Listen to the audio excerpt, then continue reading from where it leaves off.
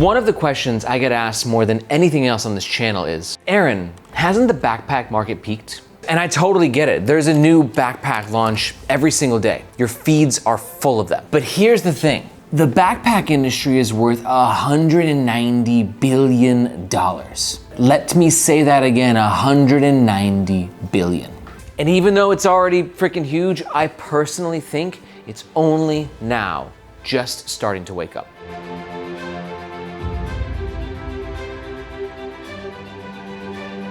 What's up everybody? My name is Aaron and welcome back to Nomads Nation. This is your home for carry, EDC, and travel. And normally I don't go this far. We typically just do reviews, but today I'm going full nerd mode. Not on a single backpack, not on a single sling, but the entire industry. I've reviewed almost 1,000 bags in almost 7 years on this channel. I started my own bag brand called Firo 3 years ago. I've interviewed dozens of founders and bag reviewers. I'm traveling to Vietnam on a bi-monthly basis, meeting vendors and manufacturers and factory owners out there. And the longer I've been in this industry and the more I dig into the data, the more I'm convinced that we're just nowhere near the top. In this video, I'm gonna walk you through market numbers, talk about cultural shifts, the business economics, and I'm even gonna give you a few stats that genuinely surprised me. Let's start with just like the numbers, the raw data, because I don't believe many people know just how big this industry actually is. The global bags market hit $183 billion in 2024. In 2025, it crossed $190 billion. And here's a really interesting statistic. The fastest growing sub-segment isn't backpacks itself, it's actually slings, growing at nearly 11% per year. And the premium segment of backpacks, these are bags that are priced at 150 USD and up, that's growing by 11% a year.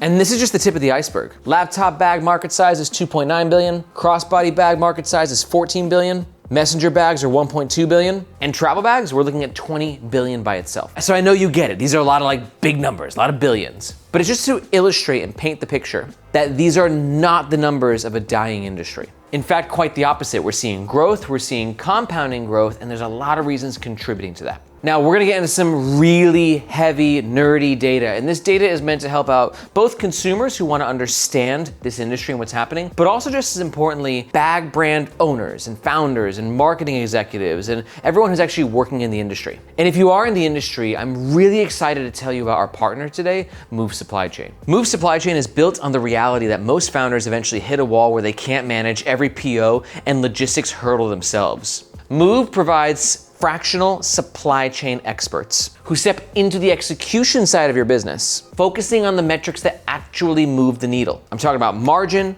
cash flow, and scalability. And for my bag brand, Firo, Move is completely rebuilding our entire operational foundation from the ground up. They're running deep cost and performance audits on our different fulfillment pathways. They're setting up clear KPI visibility for inbound and outbound freights. And they're helping us standardize our SOPs, which will help reduce shipping bloats and just make the warehouse more efficient. Plus on top of that, they're helping with the heavy lifting of vendor onboarding and managing our logistics through 2 different warehouses. We got one in Hong Kong and one in the US. And the goal is simple, lower costs and a supply chain that's scalable and one that doesn't require us to build a massive in-house team. If you're in the world of bags or you're just in D2C or e-commerce in general, and you're looking for better visibility and control over your operations, Move Supply Chain, I can't recommend them enough. Okay, now let's examine one of the biggest reasons why this massive wave in the world of bags is currently happening. Like, think about what the average office worker carried 15 years ago. Leather briefcase, maybe a structured messenger bag, something that kind of matched the whole, suit and tie vibe. The office uniform is hoodie and jeans. It's more casual, and the carry piece followed that. No one's showing up to the local hip co-working space with a leather briefcase. That would not be cool. And the data backs this up beautifully. More and more urban professionals are choosing to carry backpacks over briefcases. For instance, if you look at Google Trends, laptop backpack has been climbing steadily with sharp spikes in 2024 and 2025. Meanwhile, laptop briefcase, completely flat. And instead of a Louis Vuitton tote, people are reaching for their Air City Pack Pro and their Peak Design Everyday and their reworked Toshi. Sleek bags that look professional but are actually built for a modern workflow. And what this means is within a very short span, like 4 years, the market went from most people want just a basic backpack to most people now want a backpack that can protect and store their laptop. That is a fundamental change in consumer expectations. And on that note, let's talk about the next thing. Because when you think about it, it makes sense. Bags aren't just growing because the workspace got more casual, but also doesn't carry more tech. Not just when it comes to work, but when it comes to your everyday, in your life, and in your travels. When you drop $2-3 grand on a really nice laptop, suddenly a $250 backpack doesn't seem like such a crazy investment, especially if that backpack has a false bottom and 5 layers of padding. It's kind of essential at this point. And the laptop that you carry, it's just the beginning. The average remote worker carries more electronic accessories than ever before. Laptop, charger, power bank, headphones, mouse. Then if you want to get real crazy with it, you can do portable monitor, ergonomic keyboard, maybe even a camera setup. You see where this is going.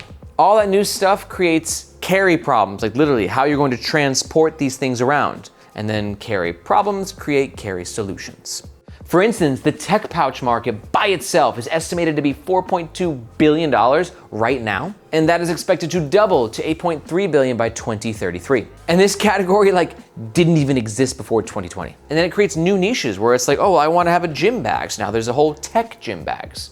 Or I want to have a photography tech bag, and now there's that. And then there's a whole new lightweight market that's actually opening up as well. All these niches are converging and creating new hybrids that didn't even exist years ago. And that's kind of the whole thing, is like people aren't just buying a backpack. They're building a carry system. And all of this connects into something even bigger with how and where we work. This one is massive, and I don't think enough people are actually really talking about it.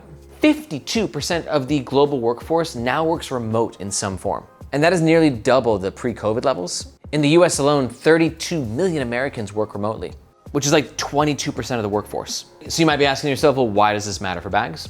Well, because remote work fundamentally changes what you need to carry and where you need to carry it. In the old world, you just went home to office to home, repeat every day. Which meant a lot of your stuff got to live at the office, which means that you just need enough space in your leather briefcase for your laptop and maybe a lunch. But in the new world, a lot of people are moving around significantly more, from home to office to co-working space to cafe to airports, train station. And what's interesting is you'd think that more people would actually just work at home, but half of remote workers actually spend at least some time of each week working from a coffee shop.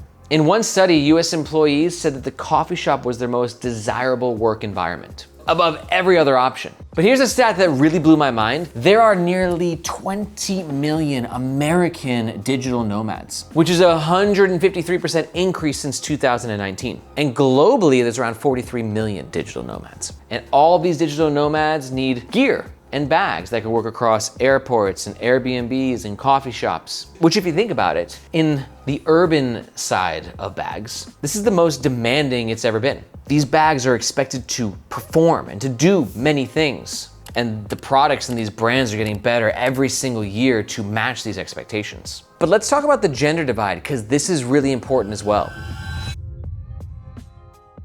You see, ladies, y'all have had bags caked into your culture forever. Handbags, totes, clutches. It's always been the norm. But for men, we were allowed to have pockets. That's it.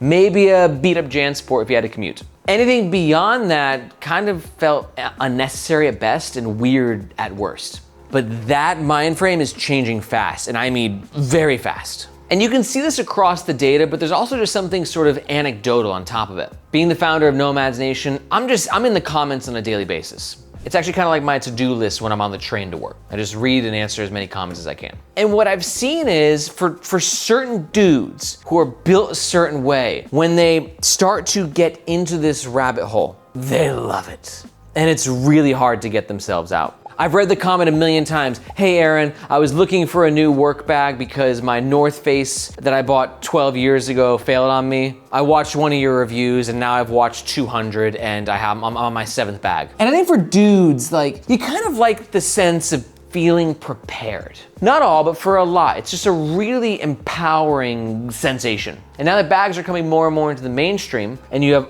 all these different systems that you can build, and not just in laptop backpacks, but in your travel bag, and now your small sling. Guys, we can wear slings now, it's awesome. And I'm just seeing it every day where dudes are getting on board and they're noticing immediate changes to the quality of their life. Because if you really want to improve the quality of your life, going from a Nike shoe to an Adidas shoe won't really change much. Going from a quartz watch to an automatic much, you won't even notice the difference. But going from a JanSport to an Air City Pack Pro 2 for your work bag, it's going to change your life fundamentally, just like on a day-to-day efficiency basis. And it's just a niche that ends up being like really sticky, which is why, according to our recent State of the Nation survey, over 30% of Nomads Nation community members own 10 bags or more. Sorry, not sorry. So that covers sort of the consumer side of things, but none of that really matters if the bag business sucks. But in my opinion, I think the bag business is brutally kind of good. Now, we've been talking a lot about EDC, but let's talk about travel, because there's massive tailwind there that a lot of people are overlooking. In 2024, global airlines carried 9.4 billion passengers, which is the most it's ever been. In 2025, we hit over 10 billion passengers that actually flew throughout the entire calendar year. So that's awesome, good for travel. But here's the less fun part, is that out of those 10 billion travelers, airlines collected 7.2 billion in just carry-on and baggage fees, which again was an all-time record, but on the bad side of the records, not the good side. And the trend is not moving in a positive direction. Southwest, the beloved US airline, they offered free checked bags for over 50 years, gone. The last holdout, they fell. RIP Southwest. Every major US airlines is now charging around 35 to 40 USD per check bag, 45 to 50 for a second, which means for a round trip for one check bag, you're looking at 70, 80 bucks. Which now, because of that, is creating a new market, and it's pushing a new carry niche into the forefront, which is the world of one bag travelers. 71% of travelers in the US are in fact trying to avoid baggage fees altogether. And it's not just about the cost. Actually, mishandled baggage from check-ins, the rate spiked by 75% in 2022. Add that into the fact that carry-on restrictions are getting tighter than ever, you now have this whole new world where travelers are buying better, size-compliant carry-on bags. They're investing in packing cubes to actually reduce the profile, right? Because these packing cubes can compress, which, by the way, packing cubes are almost a $1 billion industry by themselves. And the whole game now is how to travel smarter without checking any luggage. So the airlines have sort of inadvertently created an entirely new market, which is why, like, this year, we've seen the rise of the lightweight urban travel bag. It wasn't really a thing a couple of years ago, but now Pact, Rework, Firo, Tortuga, everyone's trying to make really lightweight travel bags that fit the very specific carry-on dimensions to make sure you never have to check your bag again. Next up, we're gonna do a deep dive into American politics. Just kidding, but we are gonna talk about tariffs. Because we obviously have a lot of demand coming from consumers. People like bags, like the jury is in, it's unanimous. Bags are here to stay. So more demand should equal more supply, which we've definitely been having happen. Every week it seems like an epic new bag brand is popping up and offering their own little unique spin on things. But the economics of making a bag brand, I'm kind of split on it. On one side, it seems like it's a pretty good business. I mean, I run my own bag brand, right? I know what the margins are. And if you look at the bag world over the past 10 years, not really many, if any, of these boutique brands, what I call like the micro brands, none have gone out of business. Track did for a few weeks, but their business model was very particular as they hand make all of their bags in Scotland, so they're really expensive. And then even then they got bought out and they're back now. And with tariffs, it's interesting because it's gonna go one way or another. Because while I think that there's a lot of evidence to support that the backpack business is a good one, Sean Frank here, the CEO of Ridge, one of the world's biggest product companies, he genuinely believes that backpacks are one of the worst businesses to run. And a lot of that comes just like shipping and like the cost of shipping for an actual backpack. The things aren't small. You can't fold them up into a little bag taco. People expect a premium bag to be this well-boxed, kind of like beautiful opening experience, which is very expensive to ship. And this brings up the conversation about tariffs, because that margin, I think, is healthy-ish when there was no tariffs. Most bag brands are manufacturing in Asia. In order of the ones that I see the most, it's China, Vietnam, Philippines, India, Indonesia, and then you also see Mexico and the US.